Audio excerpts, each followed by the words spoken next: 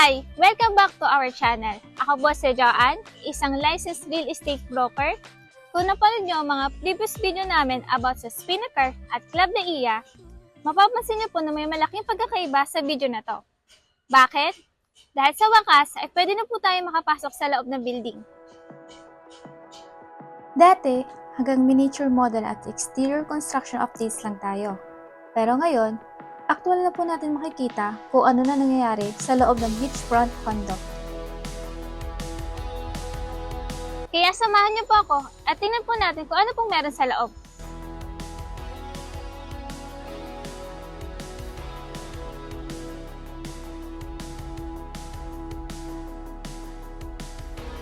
Ang Club Laia ay matatagpuan dito sa Laia, San Juan, Batangas.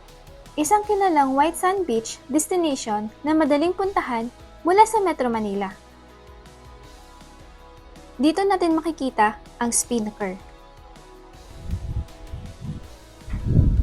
Ang Spinnaker ay isang beachfront condo dito sa Club de Ia na may taas na 24 stories. Pwedeng pang bahay bakasyunan, pwede rin ipa-Airbnb kapag hindi ginagamit, para may extra income po kayo.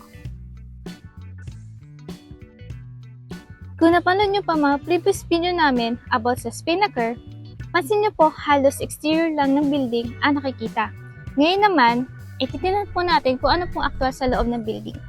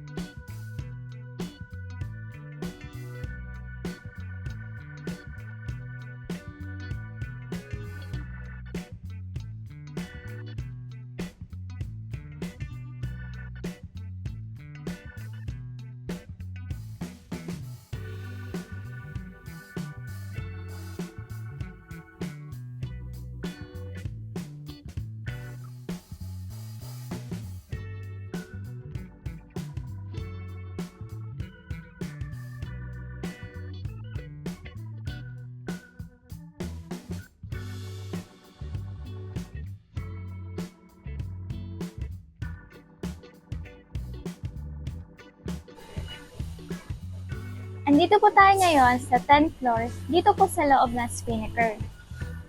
Ito po yung sample na model unit na 2-bed kung saan po tayo ngayon nakatayo. Nandito po tayo ngayon sa balcony, tapos yun po ang magiging view niya. Kung facing po sa beach club yung unit niyo. Sa ngayon po ay inaayos pa po itong building, kaya hindi pa po ayos yung sa flooring, dito po sa wall. Lahat po ng unit dito sa Spinnaker ay meron pong view ng dagat.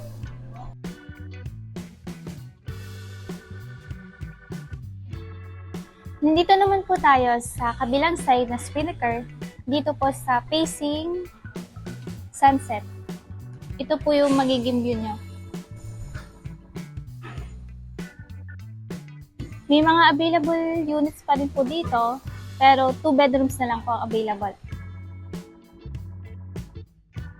Kasama ang Spinnaker sa buong Club Laia Beach Community. May mga leisure amenities sa paligid, both sa labas at sa loob ng community.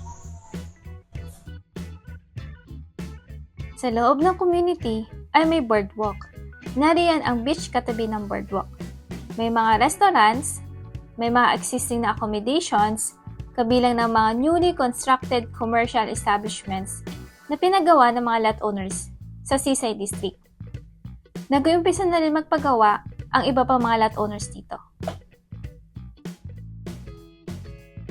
Paglabas sa Spinnaker, galing sa unit nyo, ilang hakbang lang, nasa beach na. Hindi na kailangan mag-check-in sa resort. Hindi na rin kailangan makipag-unahan tuwing peak season. Di na kailangan kasi may sarili ka ng tirahan na malapit sa beach. Pwede siyang pang weekend home, pang family beach retreat, or pwede pong paupahan kapag walang gumagamit. May mga operating restaurants dito sa loob ng Club Laia na malapit sa Spinnaker. kung saan pwede po kayong kumain katulad ng The Sands at Captain Barbosa Restaurant. Bilang broker, gusto ko po ibahagi sa inyo na ang beachfront properties ay limitado lang. Hindi po nadadagdagan ang beach, pero dumarami ang gusto magbakasyon sa beach. Malapit nang matapos ang project at kapag natapos na siya, mag-iiba na ang value niya kumpara sa ngayon. Nasa 24th floor na po ang construction dito. Yun po ang pinakamataas na part ng building. Yun po yung may helipad. Sa ngayon, ang mga available units po dito sa loob ng Spinnaker ay studio type, 2 bedrooms, at meron pong 2 3-bedroom units. Ang isa po, ito po yung beachfront na view po. Yun po yung magiging view nyo. Meron pa pong available na isa pong unit dito na 3-bedroom na beachfront. At meron din pong available na parking slots pero limited na lang. Lahat po ng unit dito ay meron pong view ng dagat.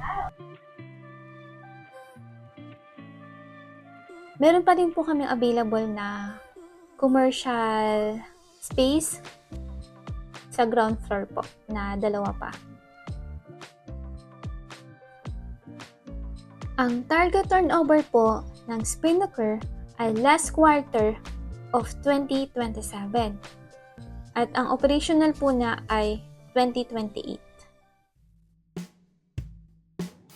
Kung may mga questions po kayo or kung gusto nyong makita ang aktual na unit options, mag-message lang po kayo sa number or sa email na nasa baba. At kung gusto nyo po makakita ng mga ganitong video, mag-subscribe lang po kayo para ma-update kayo kapag may bagong upload. Muli po ako po si Joanne. Magkita-kita po ulit tayo sa susunod na video. Hanggang sa muli!